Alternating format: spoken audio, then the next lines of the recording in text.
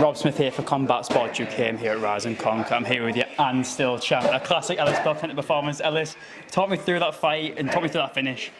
Yeah, it was a hard fight. I knew Aaron was like a solid fighter. Comes from a really good gym. It was kind of a battle, like best in Scotland really, and he did really well. He felt very strong in the clinch. I grappled with a lot of good guys, and he was very persistent there. Stuff that I do that usually works wasn't really working, and I kind of knew I just had to be patient. Felt good when he got me down, was able to just hop back up and break away. But it was definitely a tough fight, which is what I want. I want tough fights at amateur, and it's as ideal as it could get really with the finish. Almost a full 5 hard rounds, experience banked, and then a wee cherry on top with a TKO. And so, talk to me through that finish, because there was a little bit of a scare there. People saying that maybe no contest. It's one of them things where, obviously, clearly unintentional. It's like your teammate Frank said it best. If he throws a head kick and someone dives for a takedown, it's one of them things, and it's not on you. It's part of the fight game, isn't it? 100%. It's a thing we had been drilling, knowing that he was a southpaw.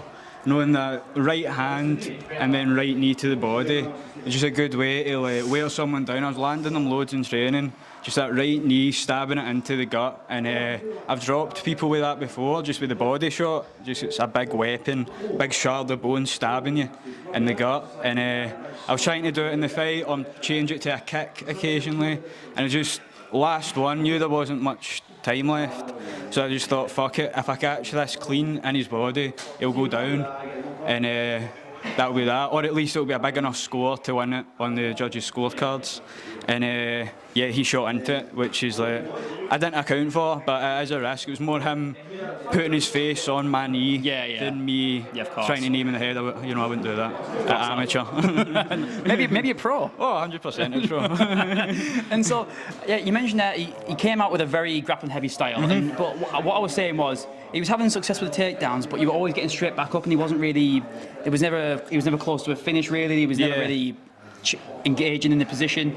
And so, were you nervous at all going into that fourth round, thinking I might be behind and I'm going to have to make something big? Kind of. I knew that the new scoring is meant to be damage over control, and I felt like I'd bloodied his nose up and stuff. Felt like I was like, he did. Obviously, he landed some good strikes himself. It's a fight. It's going to happen, but I definitely feel damage-wise it was going my way. And if that's meant to be like the top tier scoring criteria, then I feel like that would go to me. Yeah. But obviously it's like judges look at different things. It's not in my control really. If it had gone to a decision and I'd have lost, then I would have still come away with the same things that I need to work on. It's just obviously a lot nicer to get the win. And when we spoke at your last fight here at Rise and Conquer, you were saying how you've got bad intentions. I think you showed that tonight with that finish. Yeah, it's just instinct, to be honest. I've been told, I think I said it last time, I've been told by my coach to like calm down when I'm sparring and try and be less of a prick, kind of save that for the fight.